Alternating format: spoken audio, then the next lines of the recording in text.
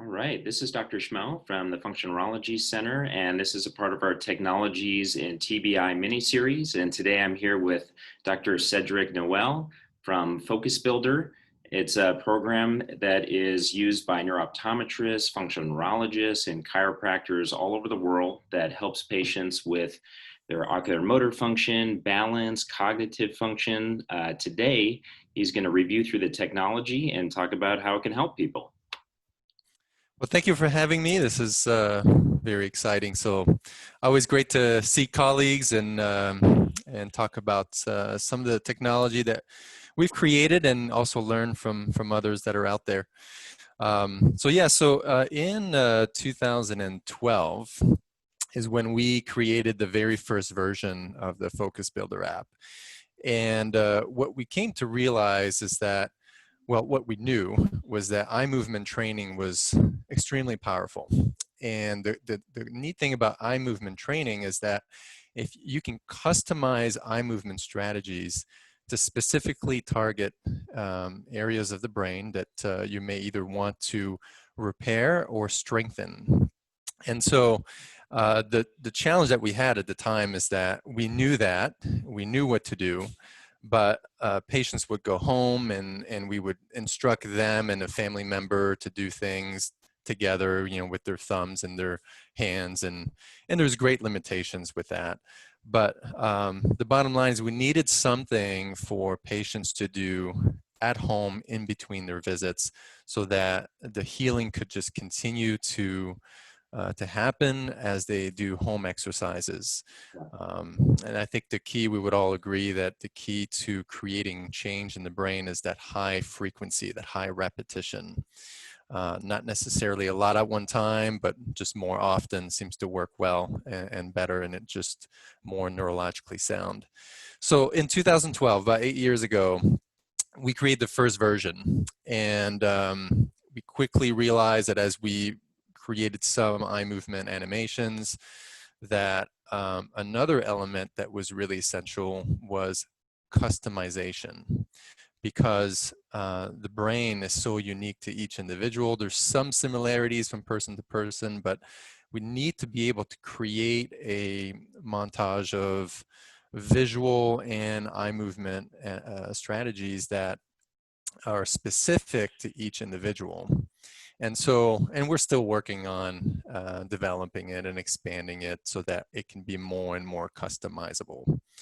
And I think that's really the bottom line, what allows, I think I'll say chiropractors that specialize in neurology, but really now it's getting into other fields as well. Mm-hmm.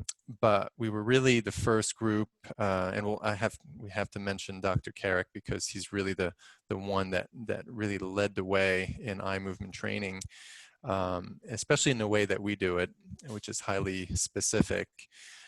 And so basically, yeah, we realized that it had to be customizable. It had to be really individualized, specifically based on what the person needs.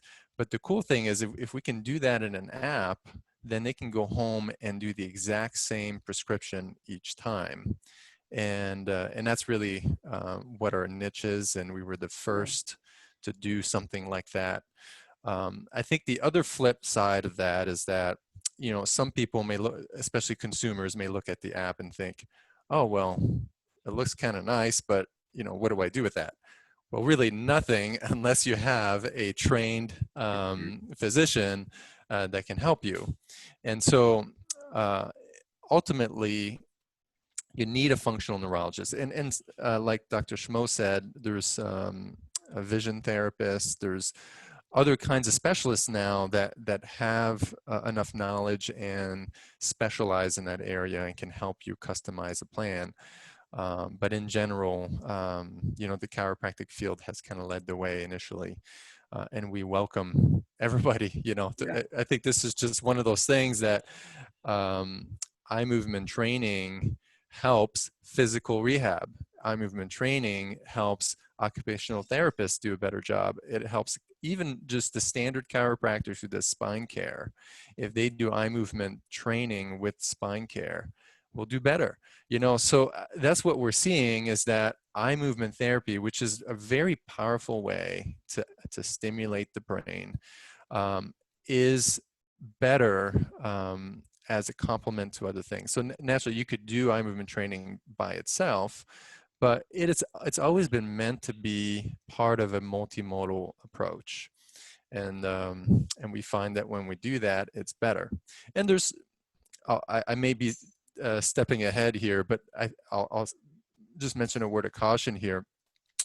We got to be careful because, in my opinion, before we do eye movement training, and I'll say before we do even spinal adjustments on a chiropractic patient, or maybe even before we consider doing physical rehab, it's so valuable to know what the integrative state of the brain is, because, and especially the vestibular system. It's not just the vestibular system, but it just seems to be, I found clinically in 18 years that that system is so powerful and overpowering that if there's a vestibular imbalance, you're much better off correcting that before you do any kind of eye movement training or spinal adjustments or physical rehab, because if you remove that imbalance out of the way, it allows for everything else to work better. The vestibular system is so tightly interconnected with eye movements and physical movement. You know, the muscular system is one of the first places you're going to see a vestibular imbalance in. It's going to change your posture. It's going to change your muscle tone. And the cool thing is you can see a restoration of balance so rapidly when those vestibular imbalances are addressed. Perfect. Like, what are some findings that a patient might have or a provider might see that might lead them to know that maybe they're doing too much eye training, or maybe they're getting overstimulated? Like, what might somebody see if that occurs? Well, that could vary greatly from person to person, but I mean, eye strain is always up there. I don't think that any eye movement training should cause discomfort. I mean, you Yeah. may feel like, I think initially, if you have a great weakness, you may feel like your eyes are working hard, but it shouldn't be painful. You know, it shouldn't cause headaches. It shouldn't cause, you know, I mean, naturally, if you're feeling, I think some of the signs that we look for is, you know, the eyes start tearing. If you get watery eyes, then Mhm. you need to take a break. Those are just some of the earlier signs. If you're at home doing this anyway. Now, for the trained clinician, we know what the markers are. There's certain markers on each patient that we know, wow, when that shows up, we know they're reaching fatigue, and we want to stop. But in general, you shouldn't feel a strain in your eyes. You shouldn't feel any kind of headache. You shouldn't be uncomfortable. You may feel like the muscles of your eyes are working hard, and that's okay. And that should eventually go away fairly quickly as they get stronger and better. Okay. Does that answer the Yeah, yeah, question? yeah, that was perfect. Yeah. So, I mean, basically, you're going to see a functional neurologist or a chiropractor who's trained in neurological rehabilitation, and they're going to perform a very specific examination. And then, based off of that examination, then they're going to start designing their rehabilitation program that involves probably some sort of body-based activation, as well as vestibular and then ocular motor training. Yeah. And you're going to do that, they're going to do that ocular motor training in the office, but then when they leave and they go home, you have the focus builder application that we can design a very customizable program, and then the patient can continue with that program at home, and then understand, you know, very specifically how to do these exercises. And you know, we always like to video record these for patients and then go through how to do it and set it up for them before they leave and go home. So from our standpoint, it's very easily used by patients at home. Yeah. Yeah, and so the ultimate goal, you know, is you want to get to a point where, you know, whatever needs to be repaired has been repaired, and that may or may not include an eye movement strategy. But if it does, you know, our application has so many different kinds of strategies available, you know, to hopefully fit that need. Mhm. Um, but once you've passed that repair phase, you know, and then you're in a different phase where you want to just promote better function, we have exercise that are designed to just keep challenging and exercising the brain. So we could specifically exercise the brain with these exercises. Okay. And some of my favorites, and we've really focused a lot more lately on adding exercises that work the more executive regions of the brain. And especially when, I think we all talk about concussions so much because it seems to be so common. And a lot of the patients that get, or the people that get concussions, can go months and years searching for a solution and answers, and hopefully eventually finding it. And so vestibular rehab and eye movement training takes such a big part in that concussion rehab. I'll say, just speak in general. Hmm. There's always exceptions, but what I have found in practice is that in a lot of those cases, whether they be autonomic imbalances, which is the part of the brain that controls the things that your brain and body does without you having to think about it, we often find imbalances in that area. We find imbalances in the vestibular system. We could pretty much say that in the vast majority of concussion cases, there's injuries happening at the level of the brainstem. And the brainstem is just located right in the center at the heart of the brain. And I personally like to work my way from the brainstem out. I address vestibular imbalances always in the beginning. They have to be addressed first. We have to get that brainstem in better shape, but we eventually want to get the brain to integrate. I say the brain, the executive regions of the brain, the higher levels, the cortical levels of the brain, to integrate with the brainstem on their own, so that system keeps running and feeding on itself. Okay. Initially, we kind of have to do that for it. We've got to come in and do some interventions that are specific to activating and calming down and balancing those brainstem regions, those autonomic regions, those vestibular centers. But we eventually want to get the help of the cortex, which is how the design is, to come down and modulate it on its own. Well, in order for that to happen you want to engage some of those executive regions.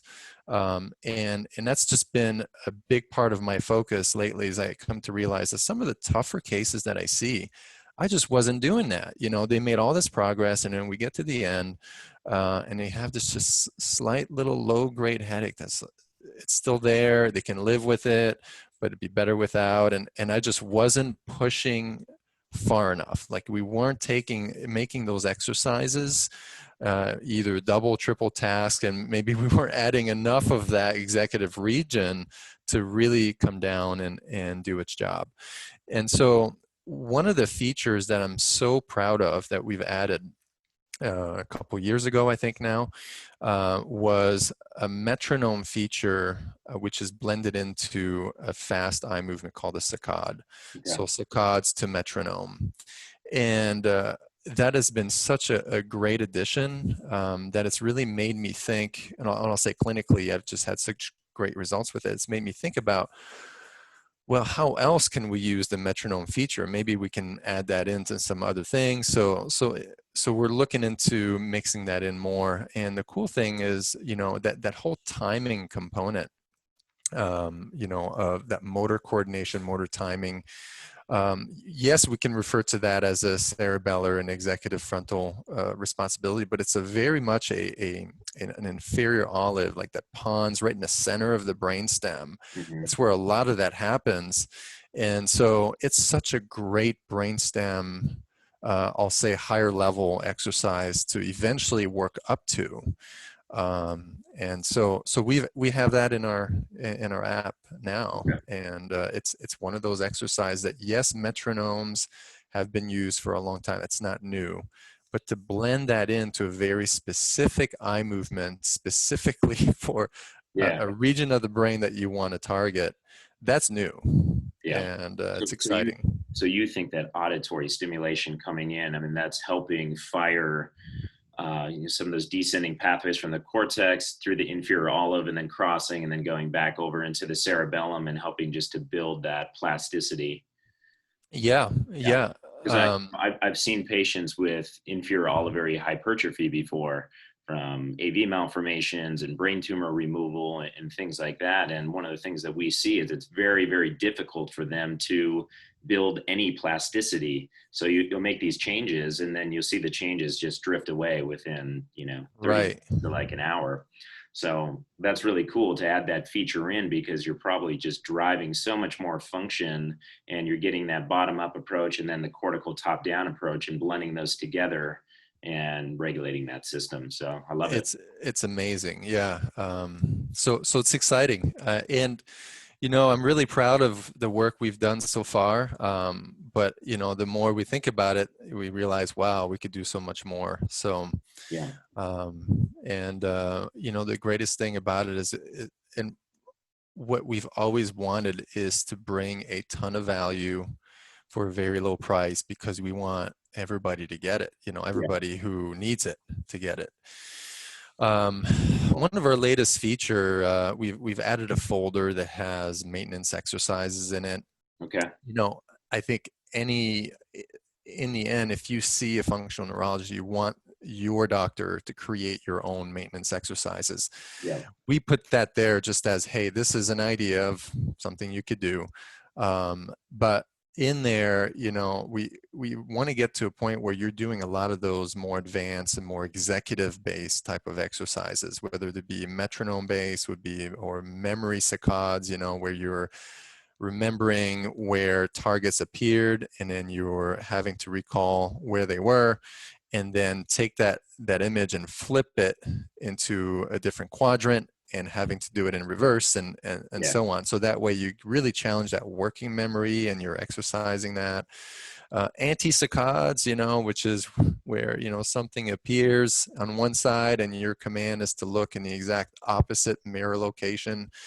Those are great for attention and focus. And again, it's an executive exercise, but studies show that people with attention deficit disorders do really well with that kind of strategy.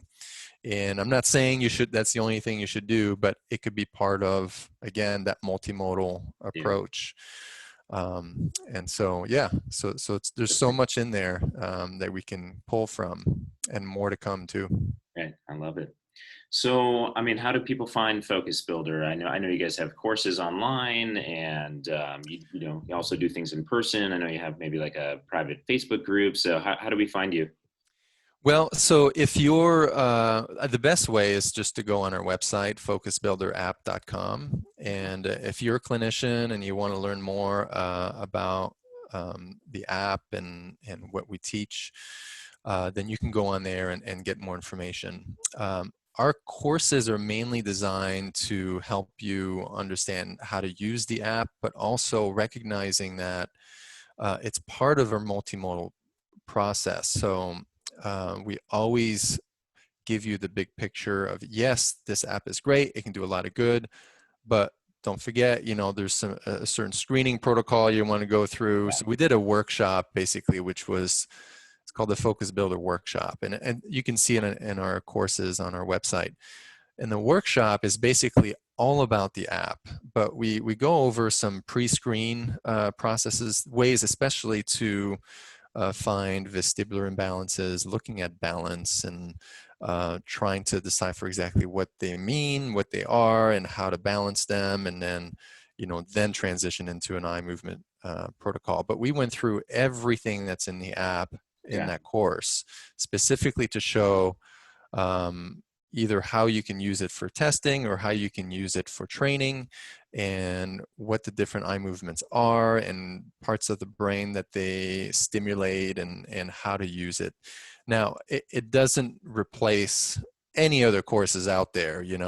That's never been our purpose. We just try to fill a space that is not being filled. And but we endorse all other courses out there, and we think that they're absolutely necessary. But yeah, if you want to know how to integrate the app, the Focus Builder Workshop does probably the best job at telling you everything you need to know, most of what you need to know Yeah. about it. And then we have other courses too that are more showing you the full picture of how to integrate different modalities, not just the app, but the app along with some other things as well. All right. Perfect.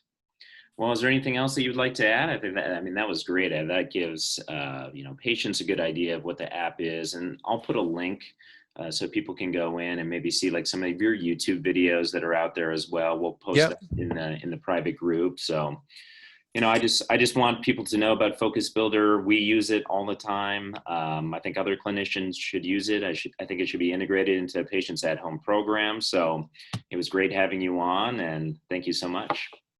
Well, thank you for having me. And the only thing I would say is if you're not a clinician, you're a patient and you're looking for solutions, um, yes, the app is great, but I Yeah, must say, it's great as long as the prescription for it is right for you. So yeah. seek the help of a trained clinician, functional neurologist, and someone who can help you kind of navigate what to do with it. It's a tool, and if it's used right, it's just the greatest thing. Yeah.